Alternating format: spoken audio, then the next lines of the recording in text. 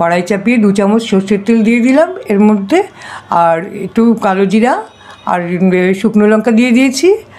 এবার একটু রসুন দিয়ে দিচ্ছি 2 কোয়া, বেশ ভালো করে কেটেই ওটা দিতে হবে। রসুনটা দিলাম, তারপরে এবার নারকেল কোড়া খানিকটা করে নিয়েছিলাম আধবেলার মতো, সেটাও এর মধ্যে দিয়ে দিলাম। এবার এটাকে একটু এখানে ওল সেদ্ধ করে নিয়েছিলাম তেঁতুল দিয়ে, সেটাকে একটু থেতোমেতো করে নিয়ে ওর মধ্যে একটা আলুও দিয়েছি, ওটাকে একটু থেতোমেতো করে নিয়ে ওর মধ্যে সব একসঙ্গে দিয়ে দিয়েছি। এবার খুন্তি দিয়ে ভালো করে একটুখানি নেড়ে চেড়ে খুন্তি দিয়ে স্ম্যাশ করে নিতে হবে যাতে না থাকে। 1 চামচ চিনি দিয়ে দিলাম এর মধ্যে, দিয়ে আবারও নাড়তে থাকি, নেড়ে সমস্তটা ভালো করে খুব মিশিয়ে নিচ্ছি। এবার একটু লবণ দিয়ে দিচ্ছি এর মধ্যে, লবণটা একটু টেস্ট করে দিতে হবে। তারপরে আবারও সুন্দর করে সবগুলো একসঙ্গে মিশিয়ে নিচ্ছি।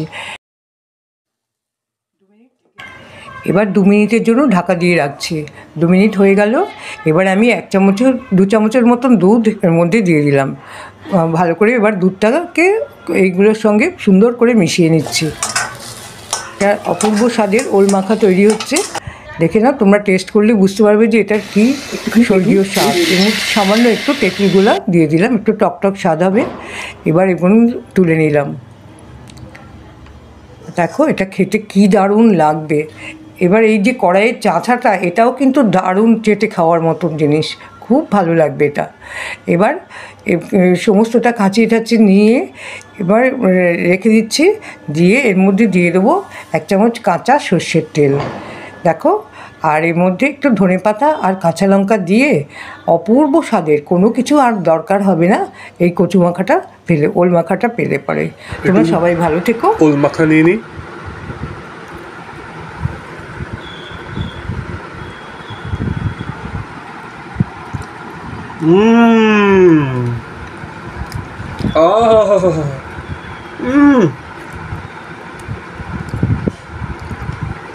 ঈশ্বর,